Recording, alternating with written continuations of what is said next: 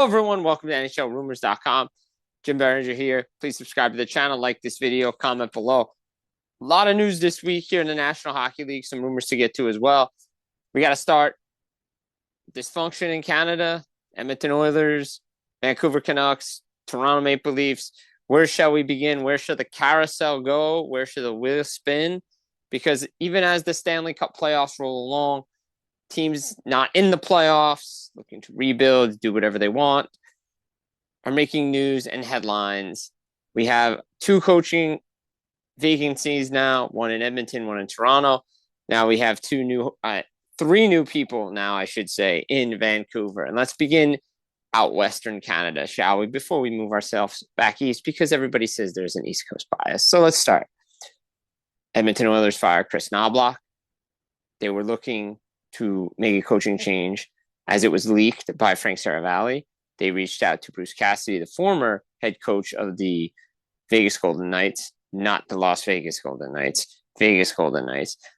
And he's still under contract. And it got out that the Knights withheld permission, which made the Oilers look bad, which made the situation about Chris Knoblauch look even worse, because Stan Bowman at the year-end availability said he was under evaluation along with the whole staff. That's great.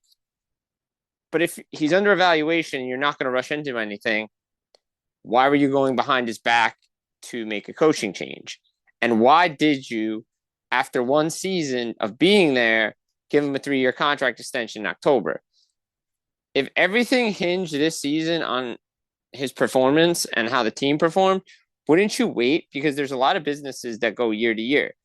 And you saw a lot of members of the media from out west in Edmonton, throughout the entire industry, just felt it was very unprofessional how the Edmonton Oilers went about this.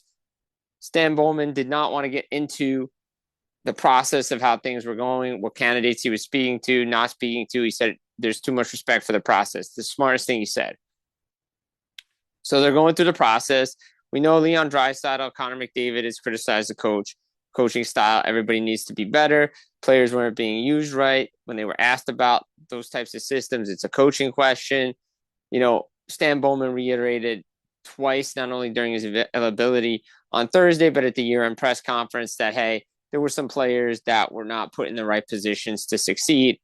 We all know one of them was Trent Frederick, who was signed to an 8-year deal and was underachieved, was a healthy scratch in the playoffs. But again, he rushed into multiple decisions. He re-signed Jake Wallman, had down year. He re-signed Trent Frederick, to a much longer deal than many thought he would get. He traded away Stuart Skinner and Brett Kulak, and Brett Kulak scored the game-winning, series-clinching goal for the Colorado Avalanche against the Minnesota Wild to go to the Western Conference Final. And the list goes on of poor decision-making since Stan Bowman got there. So, yeah, while the coach needs to be better, he has inexperienced assistants. Mark Stewart is now gone. So they're going to try to bring in an experienced head coach who's trying to get this team to play defense. But they haven't been able to commit to playing the right way for a while now. Tom McClellan was there. Jay Woodcroft was there. Dave Tippett was there. Ken Hitchcock has been there. Chris Knoblauch's been there. Chris Knoblauch went to 2 Stanley Cup finals, like back-to-back years, 24 and 25. The team has gotten progressively worse, but we know who's running the show there. And yes, was it a process? Yes. Was it an evaluation period? Yes. But then maybe, and this is a general NHL thing from the top, maybe these coaches going into the final year of their deal shouldn't get extensions. Maybe, hey, you're operating on a 1-year deal. It's a year-to-year business. Okay, that's fine. Is it a game-to-game business? That's cool too. But the way the Edmonton Oilers went about it, if they were going to get rid of Chris Knoblauch, just get rid of him. But again, Daryl Katz is throwing money away. He's still paying coaches. You signed him to a 3-year contract extension, but the team's worse. Again, no Brett Kulak. Stu Skinner's gone. No more draft picks, right? First-round picks gone for 27, 28. Second rounders gone in 28, 29. Victor Arvidsson not there. Evander Kane not there. Corey Perry not there. First day on the job. Let's, have to match offer sheets for Philip Broberg, Dylan Holloway. Not got there, right? And again, mistakes. Management, leadership, structure starts from the top. And here we are. Again, Jeff Jackson, poor decision-making, Victor Arvidsson deal, Jeff Skinner deal. You trade away Vinny Desharnais, Cody Ceci, Warren Fogel's gone. Ryan McLeod's not there. There's a lot of work that needs to be done with this roster. He needs to keep Connor Murphy. He needs to keep Jason Dickinson, Colton Dock. There are a lot of poor decision-making. And again, you go back to when Ken Holland was in the final year of his deal, they decided to move on, but they didn't have a backup plan, and the backup plan was Stan Bowman to wait to get reinstated. And here we are today with a team that is progressively worse. They've gone backwards, and now you have a 1-year window with the best player in the world to win. Because if this team doesn't progress, get to a cup final again, or at least to Western Conference final, and shows Connor McDavid he can win, he's probably out the door. Let's be realistic here. So who are they bringing in? Obviously, they want Bruce Cassidy. Everybody knows that. Bruce Cassidy's been tied to the LA Kings, neither of which, as of now, have not gotten permission to speak with Bruce Cassidy. He's still under contract by the Vegas Golden Knights. Till that happens, he's not talking to anybody. He's just on the TNT panel. Okay, that's great. So now we have to talk about Vancouver because there's crazy situations out there as well, right? They hired Daniel Henrik-Sedin as co-presidents. Ryan Johnson's the new general manager.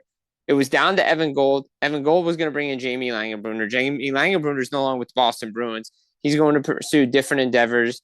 Could he be with New Jersey? Could as an assistant general manager? Could he be taking a Nashville general manager job? Though Nashville, real quick, looking potentially at Martin Madden in Anaheim.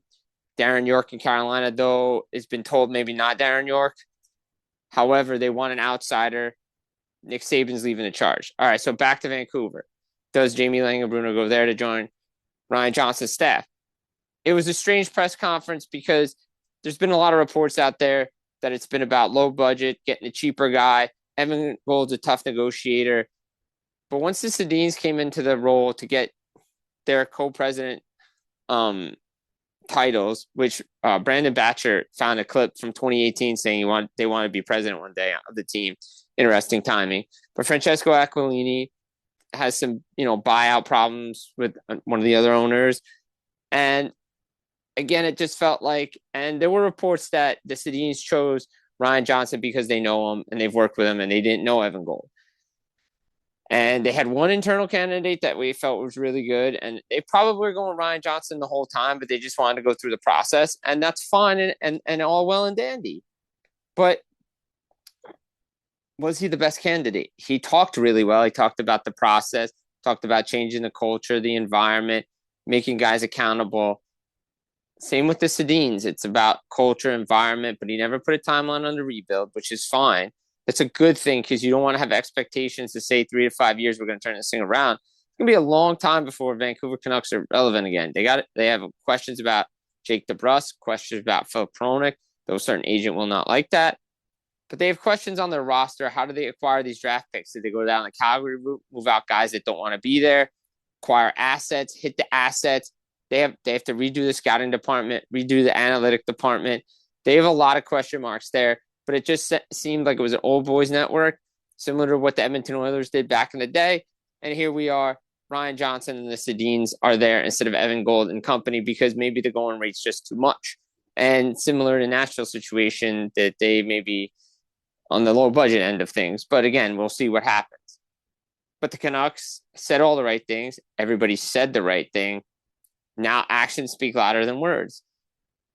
Because the track record of the Vancouver Canucks drafting has not been good. They got to get Cam Lawrence in there. They got to bring in the right people to because there's been too much chaos, too many distractions, and they have to stick with the team that they put together come September. Every year under Jim Rutherford, they didn't like the mix and they tried to change it. And things got out and it didn't work. So now they have to change it. What does Vancouver go from here? They have a lot of work to do. Adam Foote's still under evaluation. My sense is he's not coming back because Manny Malhotra is the next Vancouver Canucks coach. He's coaching in the AHL Avatar team. They move him up, keep everybody together, grow the prospects, put a young team on the ice. Because, again, Vancouver lost the number 1 pick to the Toronto Maple Leafs. Do they want to lose Manny Malhotra to the Toronto Maple Leafs? No. Speaking of Toronto, they moved off Craig Berube. Chief was there 2 seasons, but again, it has to placate to the top star. 34, Austin Matthews. But John Chaika doesn't know him. He wasn't there. He didn't see last year. He's heard. He's talked to players like Chris Tanev, John Tavares, William Nylander, Austin Matthews. Though the meeting with Matthews is going to happen in a couple of weeks is a scheduling thing. That's all fine. The issue here is that what happened in 2025 when they got to Game 7 against Florida, just they went away from this year. The roster wasn't good enough against poor management decisions, poor decision-making, roster construction. Mitch Marner, fine. You want to break up the core four, it had to be done. It should have been done years ago. But to replace him with Nick Waugh, Matthias Michelli, players of lesser quality, and to expect this team to perform, fine. Was the players put in positions they couldn't succeed? Yes. But he's not John Chaika or Matt Sundin's guy, so he was going to go. He's got 2 years left on his deal. By the way, Chris Knobloch has 3 years left on his deal, which totals $7.5 million. Chiefs got 2 years left, $4.5 million. So, again, wasting money on poor decision-making. Toronto Maple Leafs lost Shane Doan. They got to get their scouting department right, too. They got to get better. More picks. Who's out? Who's in? What direction do they go in? Craig Berube takes the fall because the players still run the asylum. The players are still dictating terms. They're running things. There's structures. There's no structure from the top. It's confusion. It's chaos. It's questions. And now John Chaika has to talk to Austin Matthews. And is there an arbitrary timeline of July 15th? Possibly. But they need to know before the draft. Because if they decide to go in a rebuild, you can move Nylander. You can move Matthews. Do you start with Nyes? Again, there's a long time coming for Toronto and Vancouver, Edmonton. They're trying to get there. Look, you follow the Montreal model, things can happen relatively quickly. In the nation's capital, Canadian capital, Ottawa, Brady Tkachuk meeting with the team. Doesn't sound like there's going to be panic in the streets. They all want to win there, get in the right direction, move forward. Build around Brady Tkachuk. They don't want to move off of him. There's going to be changes in Ottawa. There's going to be changes in Pittsburgh. Do they bring Evgeny Malkin back? Sounds like they want to bring him back. Kyle Dubas would like to bring him back. He wants to come back. But at what cost? Is it a 1-year deal, 2-year deal, less than 6.1 that he's making now? They moving off Chris Letang. What about Erik Karlsson, Sidney Crosby extensions? I think you can't extend Karlsson. Crosby, yes, he's going to be a lifer. But the Penguins roster has to be different. They have to make the decision, the hard decision that they didn't want to do in 2022 to move on from this core because they did it with Marc-Andre Fleury. If they want to do that, Malkin's probably getting an extension. Flyers and Michkov are going to try to work it out. They believe in him. He's going to stay there, get in shape. That's the right decision to make. You have to do that.